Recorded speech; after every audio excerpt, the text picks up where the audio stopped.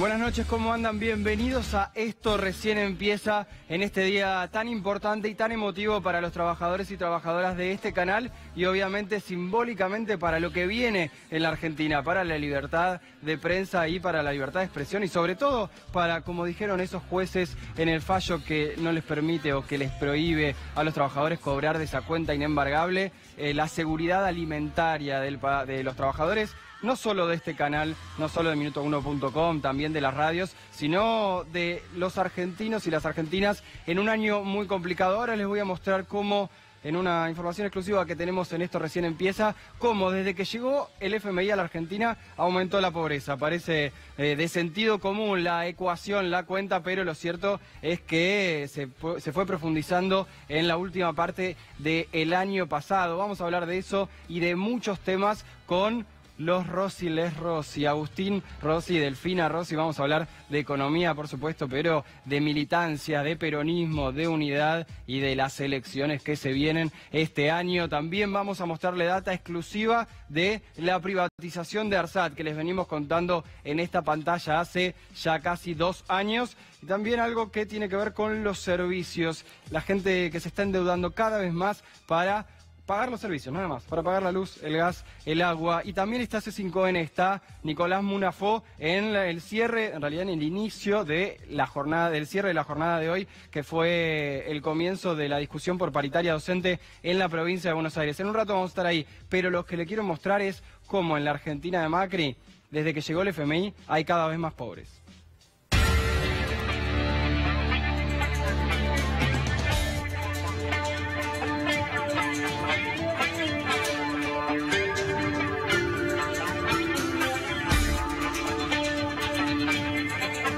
Con la llegada del Fondo Monetario Internacional y lo que pidió Mauricio Macri, que nos enamoremos de Christine Lagarde, aumentó la pobreza. Eso ya lo sabemos. En un momento vamos a ir al móvil con Nicolás Munafó a contarles cómo los docentes de la provincia de Buenos Aires están negociando su paritaria. Pero lo que les decía, desde la llegada del FMI aumentó la pobreza. Uno dirá, claro, el gobierno llama al Fondo Monetario Internacional para que solucione los problemas que el propio gobierno generó a principio del año pasado. Pero ahora lo hablamos. Vamos primero ahí al móvil con Nico Munafó.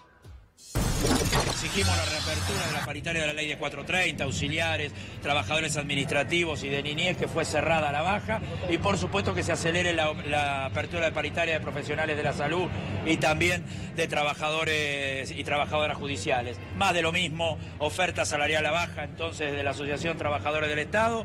Hemos ratificado el paro del día 26 junto a ATE Nacional, donde no solo vamos a avanzar en las reivindicaciones nacionales de defensa del trabajo, de defensa de la producción y de la soberanía y contra los tarifazos, sino también incorporamos los reclamos provinciales, salarios dignos, reapertura de paritaria, reincorporación de los despedidos y pase a planta permanente de miles de trabajadores que hoy desarrollan la tarea de manera precaria. ¿La propuesta en base al índice de inflación es aceptada? No escuché. ¿La propuesta en base al índice de inflación es aceptada? Nosotros entendemos que sin recuperar poder adquisitivo nos condenan a perder poder adquisitivo. Por lo tanto, la propuesta es combinada. Recuperar lo que perdimos en la gestión Vidal y no perder a manos de la inflación en el año 2019. ¿Confirmado el paro día 26? Confirmado el paro día 26 y convocamos al conjunto de las organizaciones sindicales del Estado provincial, vengan de la central que vengan, a construir unidad y masividad en este paro, porque el gobierno ha retrocedido en las políticas de ajuste cuando ha habido unidad y masividad. Así fue con la reforma laboral, así fue con el 2x1 a los genocidas, y en la provincia de Buenos Aires así fue con el intento de armonizar el Instituto de Previsión Social y con el intento de cerrar el astillero. Bien, gracias, señores. Tranquila palabra de Oscar Iglesias. Un nuevo paro en la Argentina, y lo que comentaban en el móvil, el buen laburo que hicieron todo el día los móviles de C5N, y claro, muchos trabajadores a la hora de empezar a hablar de paritarias dirán, pero perdimos un montón en 2018. La consecuencia de eso fue lo que le vamos a mostrar, esta información del informe que acaba de hacer el Centro Cifra, un centro muy reconocido en estudios de pobreza, y que lo que muestra, en base a datos del INDEC de esta misma semana, es que aumentó. Claro, alguno dirá, les decía, el gobierno ¿cuándo llama al FMI? Lo llama en la primera parte del año, pero ya las recetas del Fondo Monetario Internacional empezaron a aplicarse y después después empezó a subir el número de pobres en Argentina. Estos son datos de, no el último trimestre, sino el anterior del 2018, y fíjense, estos datos son, cuando uno habla de pobreza no importa el número absoluto. Por ejemplo, la UCA mide un número más alto. Importa si uno reconoce o respeta un centro de estudios, la tendencia que muestra ese mismo centro de estudios. Fíjense, medían 25% en el tercer trimestre de 2017 y aumentó al 28,2% en el mismo periodo del año pasado. Y después empezó a aumentar aún más la inflación, que terminó casi cerca del 50% en todo 2018, sobre todo para los trabajadores, fue arriba del 50%. Fijémonos, bueno, estos datos, ¿a quiénes les impacta más? Esta pobreza que aumentó fuerte en la segunda parte del 2018 y que empieza a verse también fuerte en 2019, la proyección indica que el número de personas en situación de pobreza en el tercer trimestre de 2018 fue de 12,5 millones de argentinos y argentinas, es decir, 1,5 millones de personas más que están en la pobreza con respecto al año anterior. Los últimos datos son del tercer trimestre de 2017. Datos que, como siempre vimos en los últimos años en la Argentina, le pegan más a las mujeres y a los niños. Fíjense cómo impacta más en niños, niñas y adolescentes. La incidencia fue del 42% en los menores de 18... fíjense, 42% de los menores de 18 años viven en hogares en situación de pobreza y un año atrás esa proporción era del 39,5%, algo que impacta todavía más en quienes tienen más problemas para comer. Por eso empezamos hablándoles de la seguridad alimentaria que dicen algunos jueces en la Argentina. Bueno, la indigencia también aumentó en el país. Fíjense estos datos, la indigencia es, bueno, quien no puede comer todos los días, para resumirlo de alguna manera. Por eso Carolina Stanley, la ministra de Desarrollo, empezó a hablar sobre cómo cambiar la forma de medir pobreza en Argentina, algo que se dice hace muchos años, pero que ahora toma especial relevancia. Cuando el número era 5,1% en 2017, ahora se llegó al 6%, es decir, 420.000 personas en la Argentina tienen problemas, nuevas personas tienen problemas para comer en comparación con el 2017. El efecto del FMI en los países, ya lo sabemos, el gran informe que hizo Ale Berkovich en Grecia por el Fondo Monetario, la llegada del Fondo Monetario Internacional, había impactado, o en realidad el informe mostró cómo impactó en la pobreza después de muchos años. Esto es recién el primer año, recién empieza la intervención del FMI en la Argentina, no lleva ni un año, son solo 6 meses y los efectos son muy fuertes. Los efectos en la pobreza, en la indigencia y en el trabajo. Vamos a hablar justamente de este tema hoy y recordemos un poquito lo que puntualizaba Mauricio Macri en campaña. Les propongo pobreza cero en la Argentina. Les propongo pobreza cero en la Argentina. Mauricio Macri, presidente. Bien, ahora sí estamos con Agustín Rossi, Delfina Rossi. Muchas gracias, sabemos, por haber venido. No, gracias a vos. Bien, aumentó la pobreza, lo venimos anticipando, pero ¿puede aumentar mucho la pobreza este año que igual gane Macri para ustedes, Agustín? No, esperemos que no. Yo creo que la realidad es que la política económica todavía no ha mostrado su faceta más cruel, pero seguramente los efectos de la recesión se van a sentir mucho más este año que lo que se sintió el año pasado. La devaluación más brutal fue a mitad de año, así que el programa de ajuste más duro empezó en la segunda mitad del año y yo creo que se va a expresar más claramente este año. Creo que el indicador que más se va a disparar va a ser el indicador de la desocupación. Sí, bien. Yo creo que la desocupación va a estar lejos, va más cercana, cerca del 15%, y eso va a tener un impacto notable en todos estos índices, índice de pobreza e índice de indigencia. Lo otro dependerá de lo que, también de gran parte de lo que construya la oposición como propuesta política, ¿no?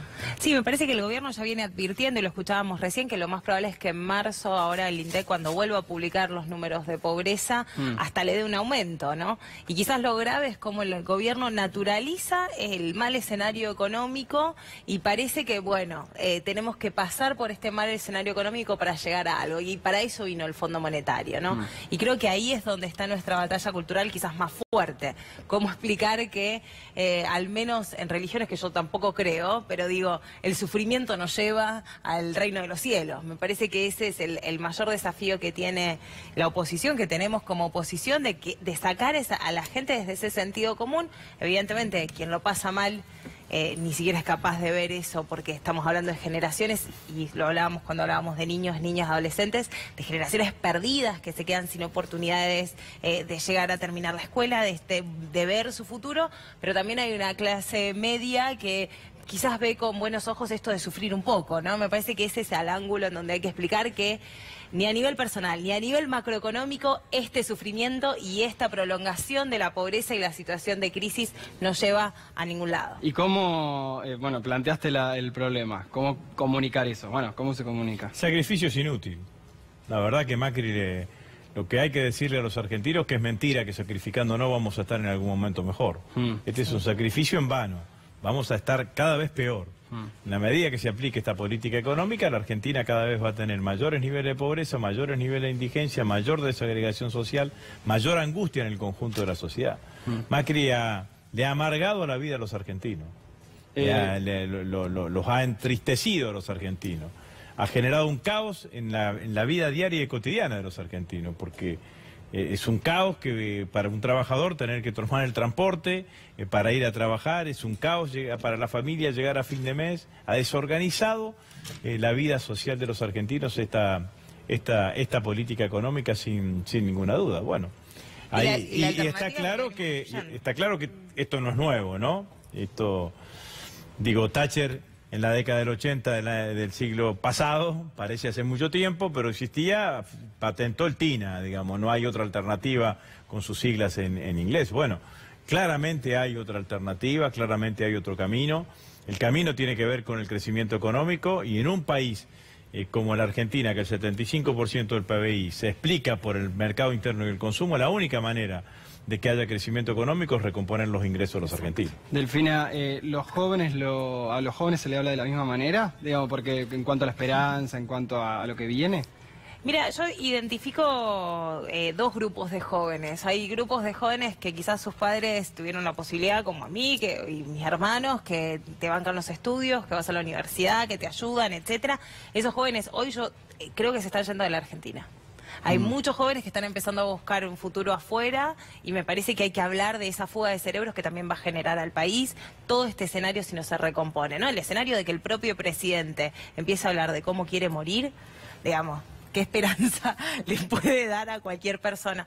Y luego hay un grupo de jóvenes que hoy he escuchado también por la radio el relato de los conductores de Uber, los que terminan en Rappi, los que acaban en Globo, que es la precarización de la precarización, ¿no? Escuchamos un minuto a Baradel, que está hablando en el móvil, y ya volvemos con Les Rossi.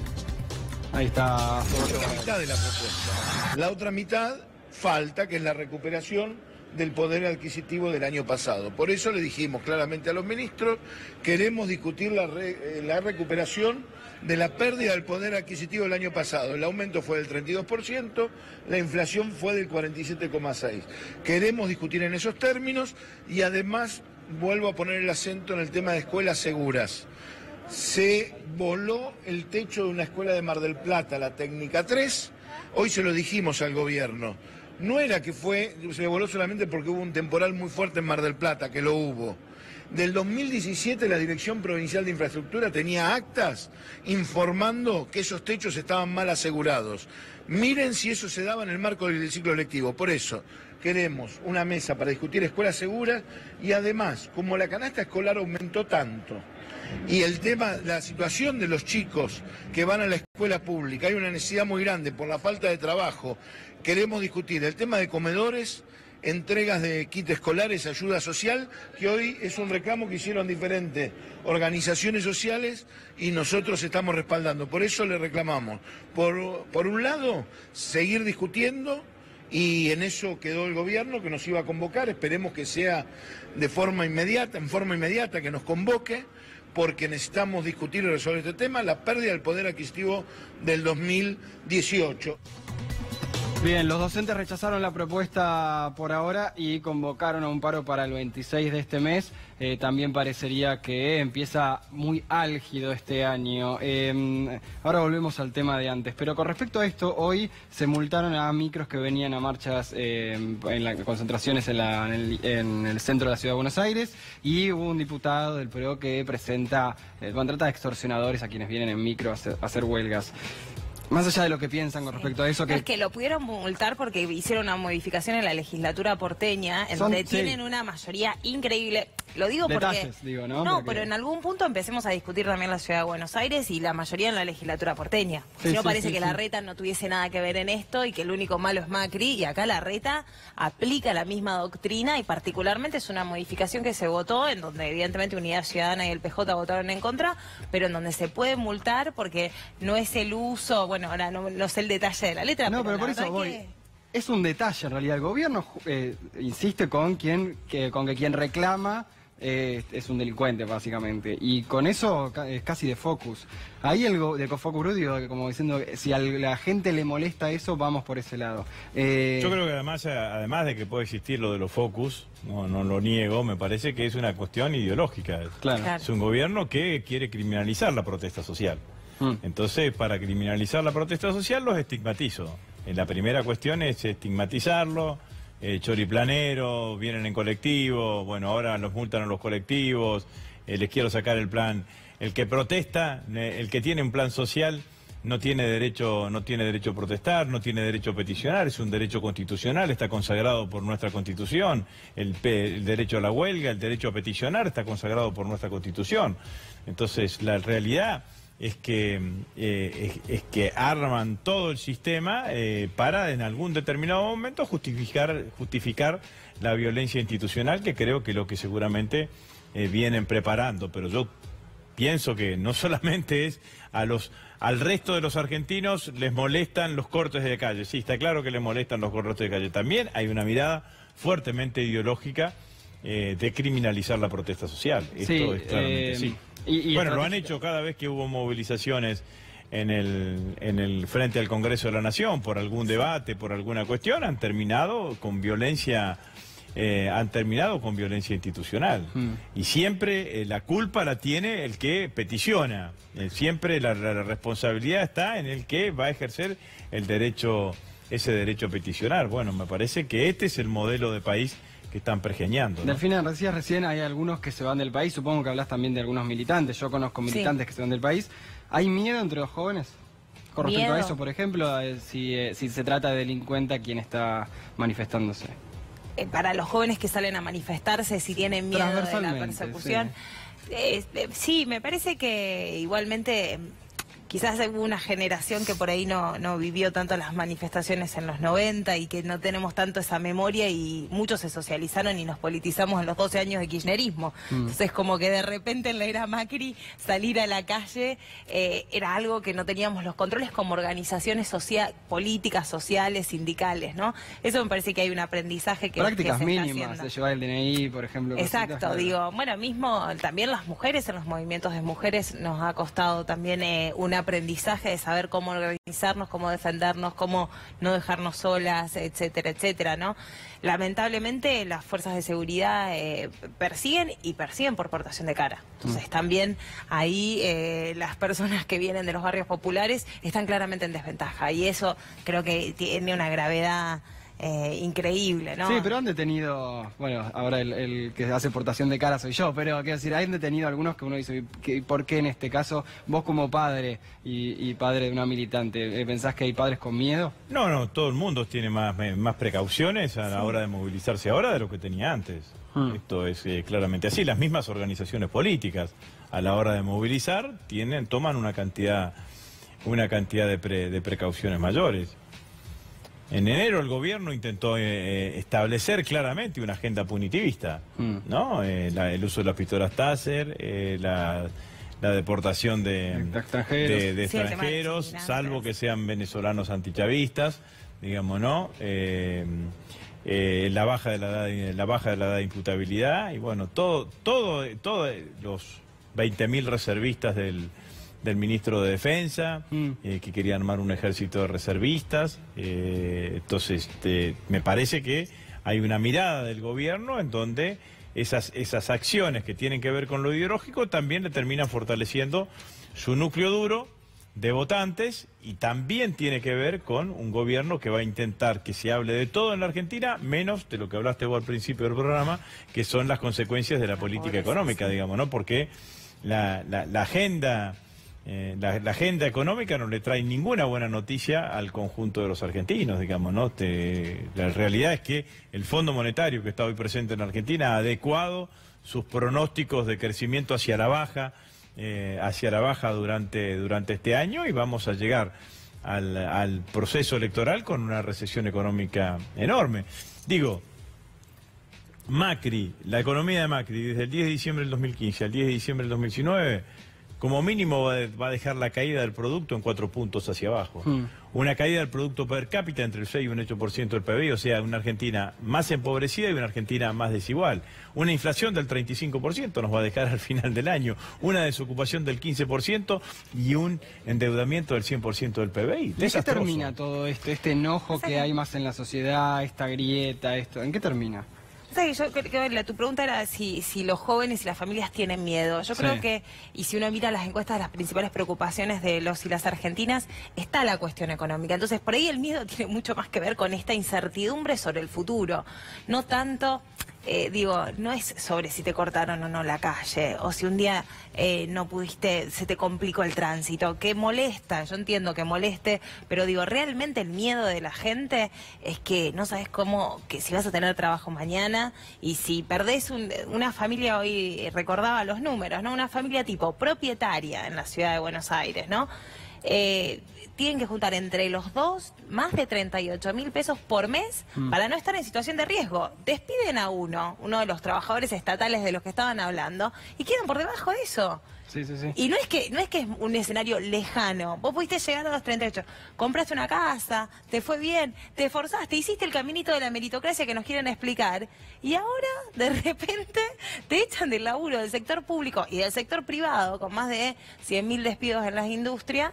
La verdad que han batido récord en el tema de la capacidad de dijiste futuro. Para vos, ¿qué es para los dos? Le hago la misma pregunta y respétense los tiempos entre ustedes. ¿Qué es el futuro? Cronometrame el tiempo, cronometrame. ¿Qué es el futuro a quienes le hablan ustedes? Porque recién dijiste futuro, pero después hablaste de no llegan a fin de mes. Bueno, fin de mes es un futuro muy cercano. Bueno, es que tenés un problema. Cuando el Estado y la sociedad no te da la seguridad de proyectar tu vida, es muy difícil soñarte e imaginarte en un futuro. ¿Cómo hace una persona que, está en las calles de Buenos Aires, están pintadas, sin comida, no hay educación que valga? ¿Cómo haces para ir a estudiar y proyectarte en una carrera universitaria cuando ni siquiera te podés ir de vivir de la casa de tus Pero viejos? El gobierno habla de ese futuro, porque todo el tiempo, de hecho lo del sacrificio al principio es para un futuro, no sé cuándo, más lejano. Pero vos decías fin de mes. ¿Qué es el futuro que ve la gente? Yo creo que es una de las cosas que nos han quitado, digamos, ¿no? Nos han quitado la capacidad de soñar. Si vos, si tu vida diaria y cotidiana está tan complicada, si te encontrás con trabajadores que hacen la cola para el colectivo y están esperando que venga uno más de adelante y decirle, che, ¿me prestás la SUBE para poder pasar yo? Si no, no puedo ir al laburo. Si no llegás a fin de mes, y bueno, entonces la verdad es que la vida, la cotidianidad es tan grande que te abruma. Bueno, ahí hay una parte de responsabilidad de que vuelva a tener futuro la Argentina, que vuelva a tener futuro la Argentina, que tenga futuro la vida diaria y cotidiana de los argentinos. Bueno, en eso la oposición tiene una responsabilidad en este sentido, que es volver a plantearle a los argentinos un proyecto de país que los enamore, reenamorar a los argentinos, despertarles esperanza, despertarles expectativa. Y después de hablar porque en eso también yo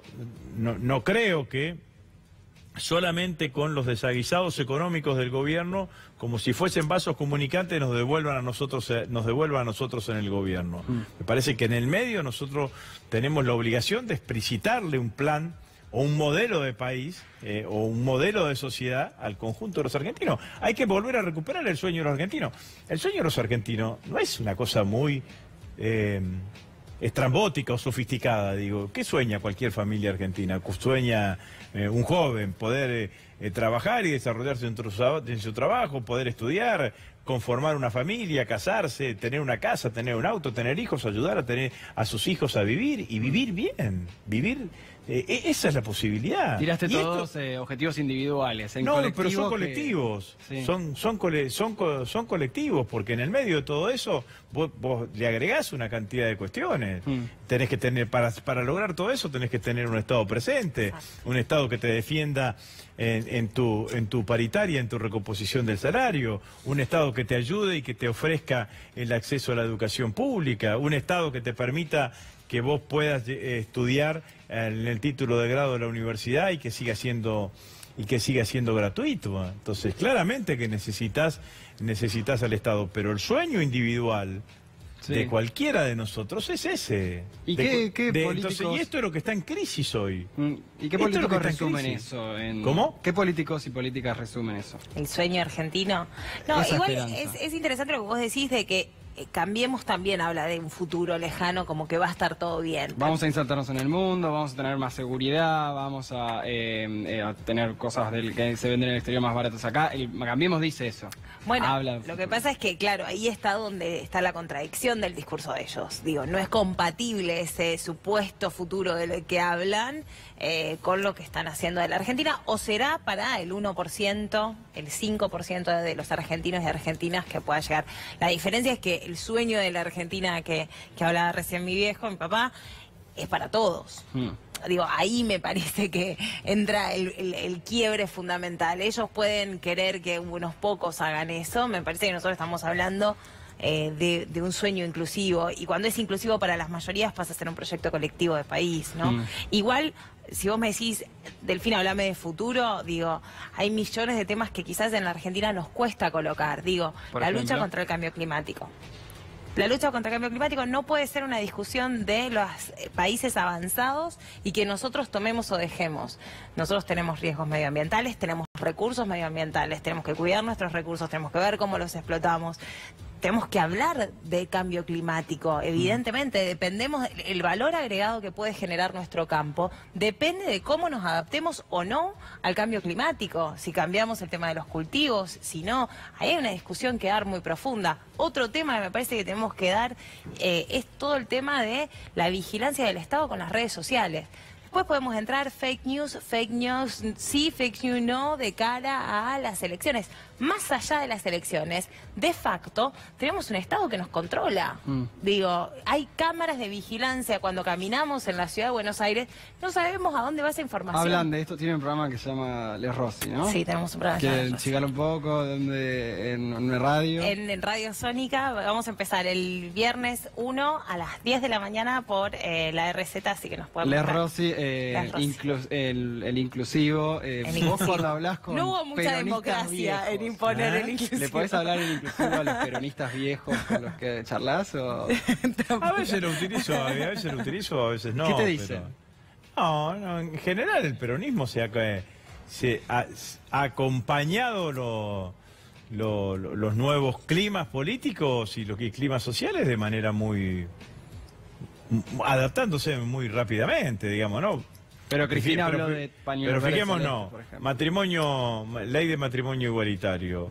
Si no hubiese sido por el peronismo, no terminaba saliendo la ley. Fue una votación transversal, pero el partido que proporcionalmente mayor cantidad de votos puso alrededor de equiparar la institución del matrimonio para todo tipo de relaciones fue el peronismo. En la última, en la votación en la Cámara de Diputados alrededor de la interrupción voluntaria del embarazo, también el partido que mayor cantidad de diputados y diputadas puso alrededor del voto positivo allí fue nuestro partido. Así que no, la verdad que no es un problema, digamos, ¿no? A algunos a los jóvenes les resulta más fáciles. Yo tengo una hija más chica que habla permanentemente con lenguaje inclusivo, digamos, ¿no? Sí. Y a los adultos nos cuesta más porque tenés años de hablarlo de otra manera, pero me parece que el problema no es usarlo o no usarlo, digamos, me parece que eso también depende de una cantidad de cuestiones. El problema son los que descalifican el lenguaje inclusivo, digamos, ¿no? Porque no solamente no lo usan, sino que lo descalifican y ese tipo de cuestiones. Y se enojan. Un último minuto de cada uno. ¿Qué piensan de la unidad y lo que viene en las elecciones de cada uno? Empecemos por Delfina, y el cierre le queda a Agustín. La unidad me parece que es la responsabilidad que tenemos desde la oposición para justamente ofrecer un proyecto de mayorías. Así que yo igualmente la construyo o intento aportar a ella sin bajar ninguna de mis banderas. Me parece que de eso se trata, de tener líneas ideológicas claras y construir después pactos de gobierno. La Argentina necesita de cada una de esas piezas, necesita del feminismo, del movimiento de mujeres, de ser disruptivas, necesita de un montón de cosas. Me parece que no por abonar a esa unidad tenemos que dejar de lado nuestros valores, nuestros principios y a quienes queremos representar, sino que todo lo contrario. Así que va a ser un 2019 duro. Yo primero me voy a dedicar a parir y después me voy a dedicar a la unidad. Bastante intenso tu año. Otro Rossi más. También, lo vamos a integrar a la unidad. Todeles, Rossi. El último minuto sobre unidad, Agustín. Yo creo que es el camino más corto para el triunfo electoral. Y yo creo que lo que nosotros no nos podemos dar el lujo es de perder las elecciones. Si la oposición logra un escenario de unidad y resuelve sus diferencias haciendo utilización virtuosa de las PASO, creo que está en condiciones de ganar en primera vuelta. Y yo creo que hay una demanda fuerte de los argentinos que se expresa en la demanda de la unidad, pero en realidad lo que nos están pidiendo es ganen las elecciones, saquen a este gobierno. No se imaginan. Yo sé que para muchos compañeros, amigos, para mí mismo, digamos, ¿no? Cuando hablo de la unidad, digo, hay fotografías y nombres que no me entusiasman. Ahora, lo que menos me entusiasma es 4 años más de Macri en el gobierno.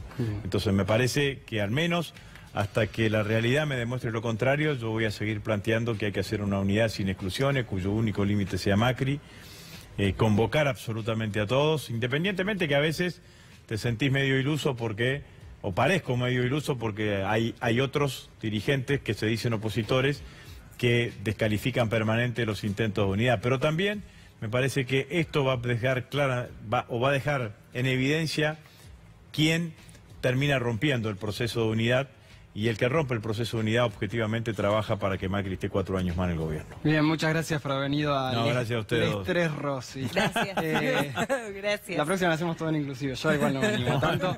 Hablábamos de pobreza y a quienes más les está costando pagar las tarifas no es solo los pobres. De hecho, se están endeudando buena parte de los argentinos y argentinas de clase media. Miremos este informe.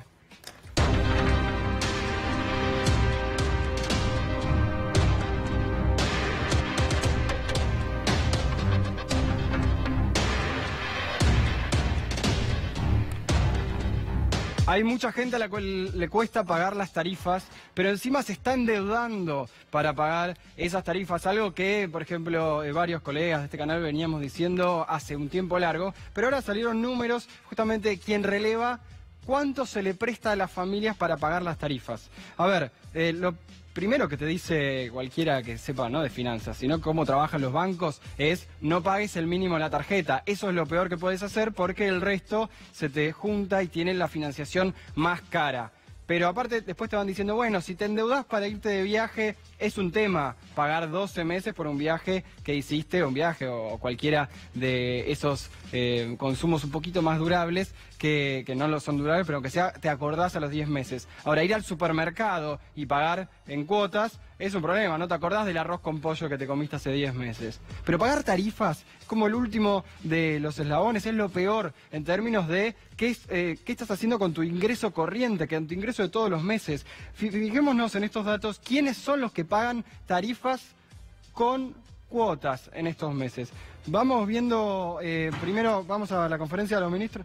Vamos a la conferencia de los ministros sobre la paritaria en la provincia de Buenos Aires. A los maestros en segundo, a los padres, a la comunidad educativa en general. Creemos que nuestra obligación, nuestra vocación, nuestra misión es agotar todos los caminos, todas las diagonales, para aun cuando pensemos distintos a muchos dirigentes gremiales, podamos limar esas diferencias y poder llegar a consenso y poder cumplir con el calendario educativo. El segundo punto es que como parte del presupuesto público, nunca un Estado, un gobierno en este caso, ofrece lo que quiere, sino ofrece lo que puede. Los recursos son públicos, la provincia de Buenos Aires tiene déficit, con lo cual siempre tiene que estar sopesando los recursos, asignando los recursos, pero teniendo conciencia de que eso es dinero de los contribuyentes que pagan a través de sus impuestos. Concretamente, en la reunión paritaria del día de hoy hicimos una propuesta concreta para el año 2019 que básicamente, para definirlo conceptualmente, es que el aumento salarial de este año sea idéntico a la inflación, de forma con ajustes automáticos actualizados por mes durante los 3 primeros meses del año. Después suponemos que la inflación va a entrar en un sendero más previsible, decreciente, con lo cual para los 3 trimestres siguientes el ajuste propuesto es de carácter trimestral, sí automático de acuerdo a la inflación que dé el INDEC. Esta fue la propuesta que pusimos a consideración de los dirigentes gremiales y bueno, estamos aquí atentos a vuestras inquietudes o preguntas. Bien, les quiero mostrar un dato muy particular sobre quiénes se endeudan más que nada para pagar tarifas. La clase baja está en un problema grande en la Argentina por el tema del tarifazo, pero fíjense este dato que salió la semana pasada, lo vimos desde minuto1.com, esta semana lo hizo Sofía Terril en La Nación también. El monto promedio que piden los usuarios es de casi 3 lucas, a una tasa altísima del 65%, pero fíjense el ingreso promedio de quienes piden para pagar tarifas en la Argentina. La próxima placa habla de quienes ganan alrededor de 32 lucas por mes. Eso no es clase baja, eso no es clase media baja ni siquiera, pero habla de unas tarifas que están creciendo cada vez más en la Argentina y que de hecho el peso de las tarifas en lo que gastan las familias es de los más altos de la región, está muy alto en comparación con Europa, por ejemplo, y por eso en Europa se habla de lo que gastan las familias en tarifas. Si es similar a lo que gastan en Argentina, se los considera pobres energéticos. Estamos con Manuela Castañeira, pensé que íbamos a lo del ministerio, no, estamos con Manuela Castañeira y ahora sí vamos a hablar del tarifazo y de todo. Pero Manuela, ante todo, gracias por haber participado hoy de la marcha solidaria por el canal. Y bueno, ¿cómo ves eso de la gente endeudándose para todo hoy en la Argentina? No, bueno, antes que todo, gracias a ustedes por salir a pelear, porque es muy importante que nos encontremos en la calle y veamos toda la solidaridad que hay hoy en la defensa de ustedes de algo tan mínimo como es una cuenta sueldo, que debería ser muy elemental como derecho laboral de cualquier trabajador o trabajadora, y también ver toda la solidaridad y la fuerza que hay en la pelea contra los despidos, contra el ajuste y contra el macrismo. Así que gracias a ustedes también por invitarnos a todos a pelear en la calle, que creo que es el camino. Sí, sí, la libertad de expresión se lucha entre todos. Totalmente. Veía los números ahí en la placa y estaba pensando en esto, lo había visto, también me preocupó esto de con 32.000 pesos te empezás a endeudar para pagar tarifas, y te cuento, eso es unos miles de pesos arriba de lo que hoy es la línea de pobreza y unos miles de pesos abajo, más o menos 38.000, 39.000, del impuesto a las ganancias en la 4ª categoría. Sí, entonces, y el triple del salario mínimo. Y el triple del salario mínimo. Pero vos fíjate que alguien que está tan cerca de pagar un impuesto aberrante como el impuesto, mal llamado impuesto a las ganancias, que es un impuesto al salario, se está endeudando para pagar tarifas.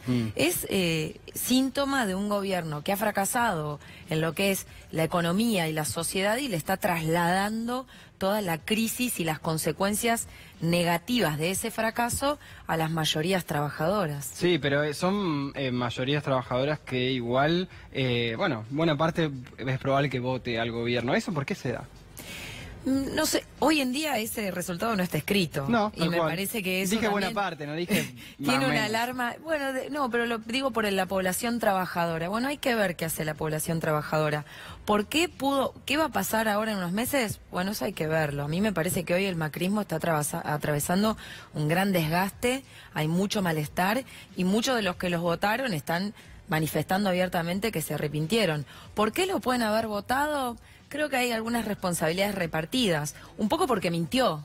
Un poco porque dijo, justamente, conmigo no va a haber impuesto a las ganancias en la cuarta categoría, conmigo no va a haber inflación, conmigo vamos a estar mejor.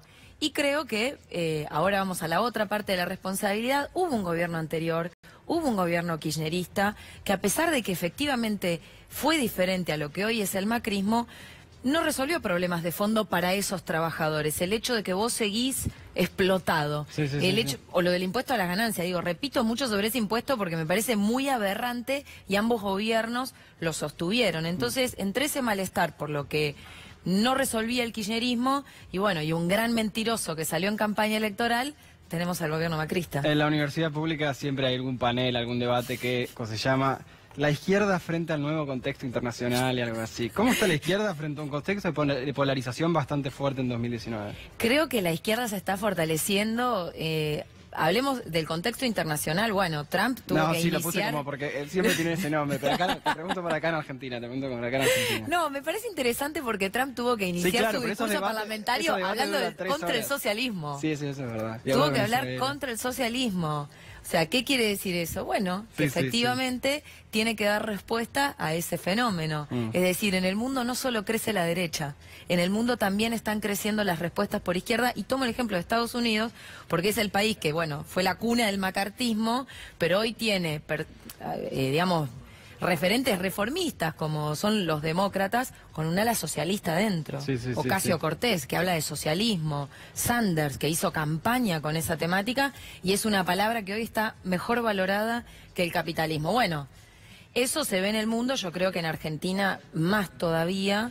Creo que la izquierda se ha calificado, que realmente hemos construido una maduración en torno a acompañar experiencias de la realidad, del cotidiano, las luchas contra los despidos, en el movimiento de mujeres, la pelea por la legalización del aborto. Bueno, hay muchos sectores, pero nosotras hemos estado desde un primer momento, las peleas en la juventud, bueno, un gran reconocimiento, creo que hay de todos esos, de amplios sectores de la sociedad que nos posicionan muy bien electoralmente también. Que esa es la novedad, porque el respeto que había hacia la izquierda era de antaño. Lo nuevo es que también tiene un correlato electoral. ¿Pensás que la izquierda va a crecer este año en las elecciones? Creo que la izquierda puede ser una potencia si supera el límite que tiene hoy, que es la fragmentación y la división.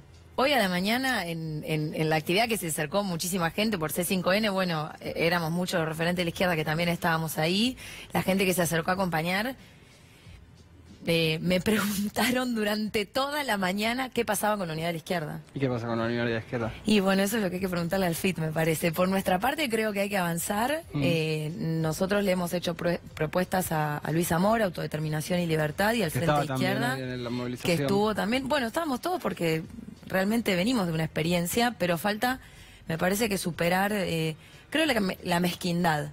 Yo creo que, bueno, Nicolás del Caño, Miriam Bregman, Pitrola tendrían que decir, bueno, ¿qué pasa? Que no podemos superar esta fragmentación, que la ve y la reconocen los trabajadores, la reconoce el mundo de la política, la reconocen las encuestas, que tenemos un gran espacio, pero que hay fragmentación. El gobierno igual tiene una estrategia duranbarbista de pegarle a todo por igual, al que se moviliza como lo vimos hoy, al peronista, al sindicalista, dice, estos son los últimos... Bueno, dice los últimos 70 años de la Argentina. Ahí cualquier fragmentación o cualquier unión, ¿todo no ayuda a eso que dice el gobierno? La fragmentación en términos, por lo que decía recién, y la unión también. Bueno, creo que una cosa es la lucha cotidiana por los derechos, por ejemplo, contra los despidos, que ahí tenemos que estar todos y tiene que haber un montón de unión. Y otra cosa es la representación política y la respuesta política global. Me parece que en materia de la lucha por abajo, como hoy a la mañana, tienen que estar todos los sectores, tenemos que estar todos peleando. Y sí, efectivamente, del otro lado, como hay un gobierno que hoy está atacando y está a la ofensiva, nos ataca a todos por igual. Además, el gobierno tiene un discurso fascistoide, muy simplista, que es cualquier cosa que se organiza, es decir, cualquier trabajador que se organiza es una mafia. Y por eso te secuestra un micro cuando vos te organizás para ir a una movilización, por eso si cortás una calle te hace, bueno... Pero no tiene legitimidad hoy el gobierno hacer esas cosas, o no sé si, pero poner que hace un año, ahora casi es manotazo de ahogado, pero ¿hay algo de legitimidad para hacer eso?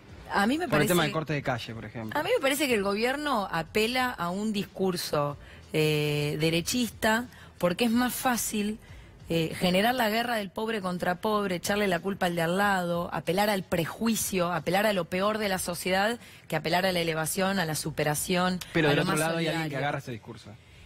Tiene un sector que es un núcleo que lo sigue, pero que no le alcanza para gobernar, y por eso hoy es un gobierno de minoría, y se lo ve de minoría en el Parlamento, y se lo ve de minoría en las encuestas, y se lo ve de minoría en la calle, y se lo ve de minoría en todos lados. No es que ese núcleo no existe, pero no es la mayoría argentina. Y por eso este gobierno no encuentra en dónde terminar de apoyarse para ir hasta el final con su plan. No sé, lo del 2x1, tuvo que retroceder. Es un conflicto permanente, pero no pudo avanzar. Al movimiento de mujeres, bueno, sí, nos pegó un cachetazo a través del Senado, porque esto hay una responsabilidad del macrismo, por supuesto, con que no haya avanzado la legalización del aborto en Argentina, pero quedó una marea verde impresionante que no la puede desarmar. ¿En el feminismo hay grietas, hay divisiones, hay fragmentación? Hay debate, claro, por supuesto, y eso es lo bueno de un movimiento en auge. Estamos las feministas que queremos la independencia de este movimiento y que no se lo apropie ningún bando de arriba, por más que sea mujer o varón. Estamos las feministas también que queremos la unidad con más sectores que nos apoyen, por ejemplo, con la clase trabajadora. Está el feminismo que entiende que es el movimiento de mujeres y LGBT, y eso es muy sano y muy positivo, es decir, más banderas, pelear por más derechos, y eso está bien. Y bueno, como movimiento tenemos muchas cuestiones a discutir, pero eso es positivo. ¿Hay feministas que voten al gobierno? Para vos. No sé si les diría feministas, y ahí me meto en una polémica, pero hay personas que están en el movimiento de mujeres, que han peleado, por ejemplo, por la legalización del aborto, y que están con el gobierno y que no tienen la estrategia correcta, así que necesitamos un feminismo que sea independiente y de lucha. Gracias, Manuela. Gracias a ustedes. Vamos a un corte y después les comento un poco más sobre la privatización de ARSAT que venimos contando en este canal hace un tiempo largo, pero aparte con el negocio que el gobierno todavía quiere hacer con respecto a la energía argentina. Chau, volvemos.